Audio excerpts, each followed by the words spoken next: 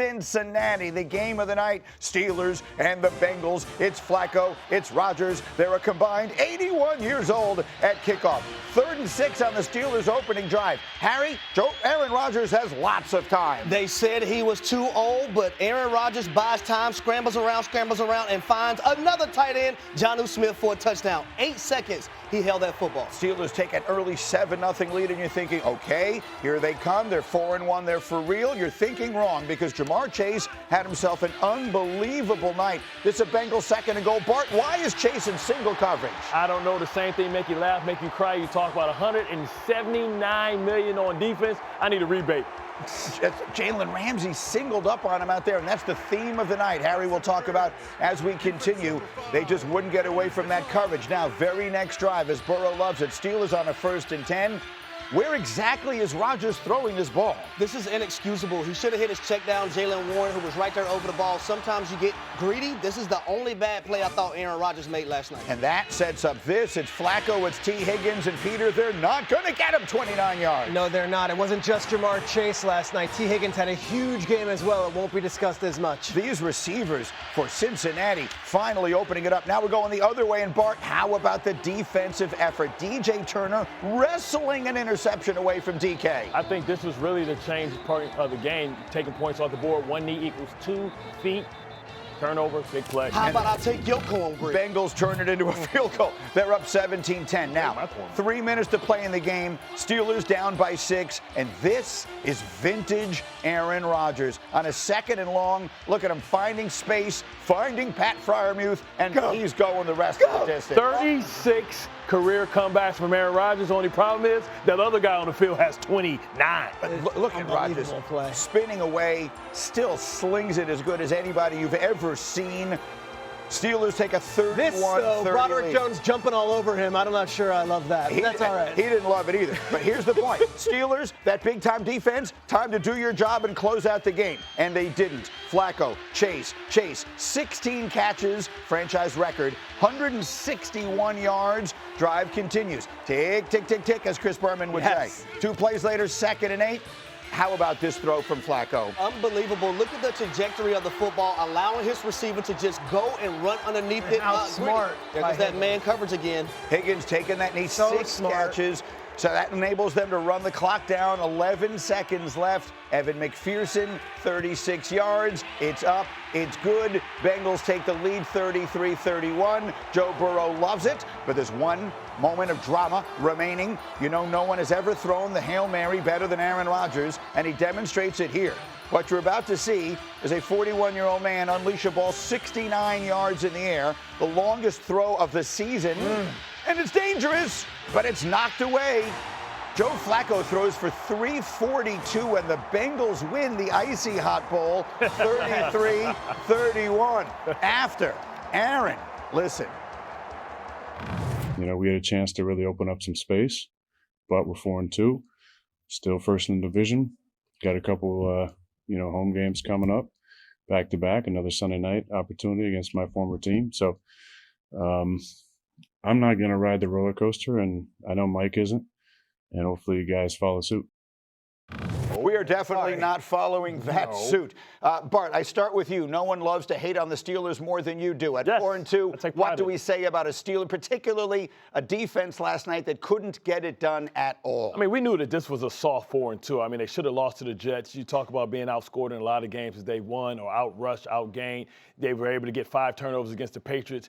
This just brings them back to the pack. And I think this is why we talked about the Baltimore Ravens still being a live dog when they get back and get healthy. But this is also about the Cincinnati Bengals. And the Cincinnati Bengals recognize that they had a quarterback that may not be able to play everywhere, but they were perfect for what they like to do with those tremendous receivers. These are the best receivers Joe Flacco's ever had in his career. He's a guy that still has a strong arm. You can keep him upright. He proved that he can make every throw in the book. So the Steelers open the door, and maybe the Ravens can come from back in the pack and catch up, and maybe the Bengals can too. I want everyone to focus. Harry and I had a nice breakfast this morning, and we got to talking in depth. The defensive strategy for the Steelers last night, your thoughts? It was criminal. And Terrell Austin, as a defensive coordinator, your job is to put your guys in positions to have success. That was not the case last night. You have Jamar Chase, who is a top 2 receiver in the game. You have T. Higgins and Jamar Chase, who is the number 1 duo from a receiver standpoint in the game. The amount of man coverage that they played last night makes no sense to me. And here are the numbers for Greeny.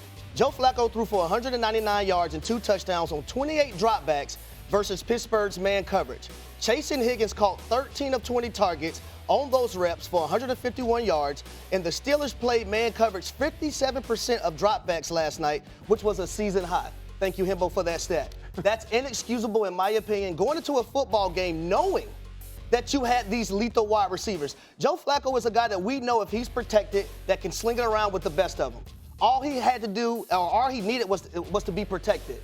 You play man coverage all night long, and the proof was in the pudding. Let me tell you why. Yeah. In the first half, Jalen Ramsey had 2 penalties. Joey Porter Jr. had 2 penalties. So why are you still playing man coverage like that at that depth in the second half? The proof was in the pudding. Absolutely. So it was a bad night all the way around for the Steelers. Bengals take advantage. What's the story to you, Peter? I think you're concerned if you're a Steelers fan because this was no surprise. This is a team, the Bengals, that always light the Steelers up in that building. Joe Burrow throws for more yards than even Flacco did. And then in the offseason, they brought in Jalen Ramsey. They brought in Juan Thornhill. They brought in Darius Slay. They brought in Brandon Echols. And then they re-upped with Deshaun Elliott, and also they drafted Joey Porter Jr. 2 years ago. Like, this was no surprise. This is their weakness, and they really addressed it this offseason. And if you're going to address it and make it a point of emphasis in the offseason and still get lit up through the sky, well, then what hope do we have? The truth of the matter is, Jamar Chase was targeted 23 times. 23 times he was targeted. If that is not dunking on and insulting that defensive backfield and saying, we know what your weakness is and we're going to go at it and we're going to succeed, I don't know what is. I think it's insulting that pass rush because you go man-to-man because you believe in that pass rush. Now, it's tough as somebody who's played on some great defense that had great corners. Like, you paid $179 million to this defense. This is the most expensive defense in the league. You're going to go down doing what you do. Because I can remember when we had Revis, when we had Chris McAllister, we didn't practice zone coverage. So it's great to say go to zone coverage, play cover 2, but a lot of man corners don't know how to play zone coverage. And I think that's what the mistake was. So what you're saying is these guys are supposed to be getting after the quarterback. $179 million, the most expensive defense in the league. You have to do your job. Joe Fortenbaugh, let me turn to you because our gambling expert extraordinaire. What comes out of last night's result as far as you're concerned? So now you get the answer as to why the Baltimore Ravens were favored to win the division despite the 1-3 start, despite the 1-4 start. There was no team that was going to run away with it. Pittsburgh might be 4-2. They've been outgained from a yardage standpoint in 5 of 6 games, which includes the Jets game. So how do you bet it? You buy low on Baltimore. To win the division, this is the best price you've been able to get all season, plus 130. Regular season win total, over 8.5 wins. The division's soft, as we've already laid out, but the upcoming schedule for Baltimore, they're going to get healthy off their bye. They get the Steelers twice in the final 5 weeks of the season, and according to ESPN's FPI, 10th easiest schedule the rest of the way out. That team is primed to go on a run where the Steelers team is going to suffer a little bit of regression throughout the rest of the way. You can't win as many one-score games as they've been winning over the last 5+ years. It's worth pointing it out. Scoring differential, yardage differential, particularly early in the season, sometimes a better indicator than a team's record is of who is really legit. The Steelers have been hovering in that fugazi area, if you will. On this Football Friday, we'll get back to last night's action in just a moment, but first, Peter's here. Let's do Schrager bombs. All right, Peter, let's start with the team. You were on the sideline with Atlanta on Monday night. Talk to me about their superstar. Bijan Robinson is everything you could ever want in a team leader as well as a offensive superstar. Right now, he's 21st in odds. Joe, I'm looking at you as the betting expert here for MVP. I think give it one more week. They play the San Francisco 49ers. I think he goes scorched earth, and this is a guy who I would watch out for to suddenly be in the MVP conversation. Even though he plays running back, he is the heart and soul of that team. Last non-QB was Adrian Peterson in 2012. Keep that in mind. Let's not gloss over how happy Harry is. Yes. It's delightful to see Harry dancing that way. All right, the next one. Revenge, thy name is Vrabel. Yeah, look, there are some guys who don't have that in them, some guys who are not petty, some guys who don't even think of this stuff. Vrabel's not one of those guys. Vrabel's going to want to go into Tennessee 6 days after they fired the guy who they hired to change the culture because his wasn't the one they wanted there. And I think he's going to go absolutely scorched earth with these Patriots players. Patriots are hot. Drake May's doing his thing. The Titans are at the very bare bottom of what they ever could have imagined to have been, and I don't think Vrabel's going to hold any punches going back into that building. Yes, we said the other day, they might be up 30 points and go for 2 late in the game. All right, finally, how about the New York Football Giants? I think this is the biggest Giants game since their playoff loss to Philadelphia a couple of years ago. The excitement right now amongst Giants fans and in this market is unmatched.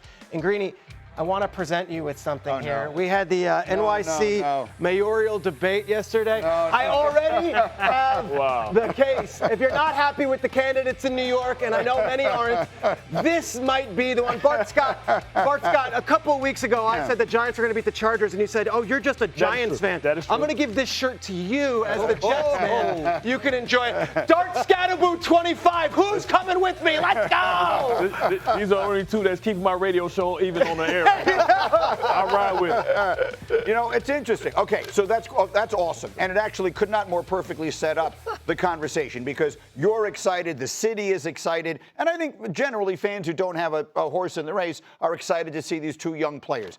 But you were making the point that the Denver Broncos, who are there playing this weekend with a pretty tough defense, they're going to be listening to all of this noise and they're going to see it different. Yeah, 1,000%. Jonathan Cooper just got interviewed, right? And he talked about, hey, Jackson Darter's running around with a chain on. He's celebrating. They're doing these flips. When you have a young quarterback in this league that is having success like Jackson Dart, and he's doing it in the manner that he's doing it, you're going to have defensive players that feel some type of way. I'm not sitting here saying that Jackson Dart is doing anything wrong, but when you have the number 1 defense in third downs, the second in total defense, first in sacks, third in pass defense, 6th in run defense, and you have multiple guys with 3 or more sacks, they're going to feel some type of way. They want their piece of the pie. They want some of that young buck. I'm trying to read your face. Well, that's just youthful exuberance. And just listen, all great defensive players find things to be mad about. It didn't matter if he was the most perfect, most polite. Russell Wilson, yes, sir. Jonathan Cooper was going to find something. Rookie. Right, he was going to find something to be pissed about. And listen, I was over there in London. I saw this defense firsthand. Listen, they don't have any cracks, and they just experienced a Justin Fields type of athletic quarterback. I think they're going to use Ufunga down there in the box because when you have Patrick Surtain, the Giants have no type of receivers. They're going to lock that down and add an 8th man to the box. Giants have lost 8 straight road games, and they have not won back-to-back games since 2023. This game is huge, and I think everyone's going to be watching, and this is a real test. Is this just a fun flash in the pan and the Amazon postgame show, they're ripping their shirts off with Fitzy, the whole thing?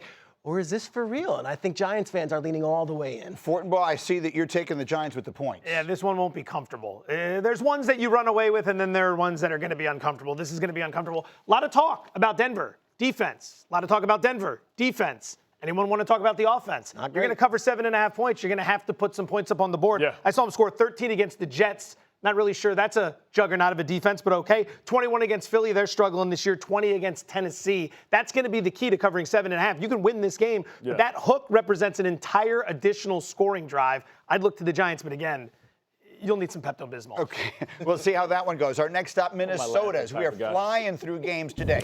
The Eagles looking to halt a 2-game skid against the Vikings. Philly outscored by 21 points across those 2 games. Yesterday, here on our set, Will Compton had this to say about the defending Super Bowl champs. The Philadelphia Eagles are done. Fly, Eagles, fly. It is fall. Eagles fall. They're struggling to run the football. Jalen Hurts doesn't throw the football. They have question marks on defense right now. Their record 4-2 is a pig with lipstick. They could easily be 1-5, and I think the Eagles are in trouble. Buying it, Bartholomew. No, you can say that about every team. We said that about the Kansas City Chiefs a couple of weeks ago. One thing I know, the Dodgers of the football world, Harry Roseman is going to get whatever this team needs by the trade deadline. He always does. And we can't count out the champions. They're too talented, and they'll figure out a way how to win this year. I don't think they're done. Are they Super Bowl favorites? I don't know about that, but done, no. I would agree with you. Done, I think he was saying that.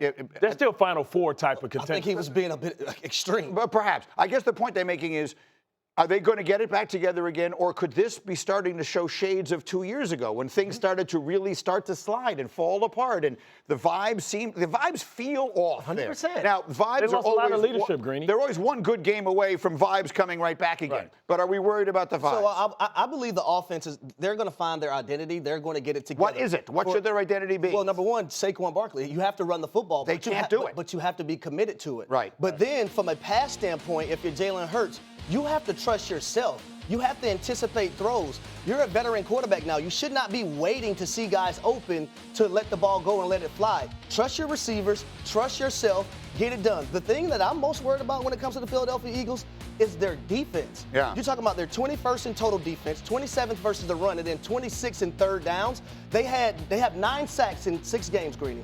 Last year they had 18. The inability to affect the quarterback is really hurting this team defensively. Peter, if you're an Eagles fan, you're generally cranky, but should you be genuinely worried right now? There's always a bravado with Eagles fans, too, where it's like, how dare you question us? This is the first time in the last couple years where it's, wait, maybe we are looking at ourselves and saying, are we the same team? You hit it on the head with that 2023 comparison. They went in-house. They promoted Brian Johnson. It didn't work out. They did the same exact thing when Kellen Moore left. They went in-house. They promoted Kevin Patullo, and now there's questions whether he's the guy. I will add this. Vibes-wise, last week, losing to the Giants the way they did, and then the Saquon documentary being promoted all week, then being on after, there's questions of like, okay, what are we right now? Because that didn't look great either. No, I mean, there are legitimate questions there. And Joe, I see you're taking the Vikings with the points. They're the play. They've had 2 weeks to get ready for this game. Offensive line's getting healthy. Key to the game, Jalen Hurts struggles against both zone coverage and the blitz, something Minnesota loves to do. 3rd highest blitz rate in the NFL. Hurts ranks right around 26th in quarterback rating when facing the blitz this season. Look for all his unders in this game. Minnesota gets it done. Feels like a very important game for both teams. Final word. Who's playing quarterback for Minnesota? That's a good question. That is the question. Who's playing quarterback for the Giants? Who's playing quarterback? Like, it doesn't matter. They're not going to be able to score points. That's the problem with that offense. We're talking about what's wrong with the Eagles. They're not hungry. They're one of the worst fourth quarter teams in the NFL. That's when hunger shows up, the time to go out and win the game. They're not hungry. They're resting on the championship. So, it's hard to make a starving, what was the expression? It's hard to make a full man starving. I thought it was pig on a lipstick.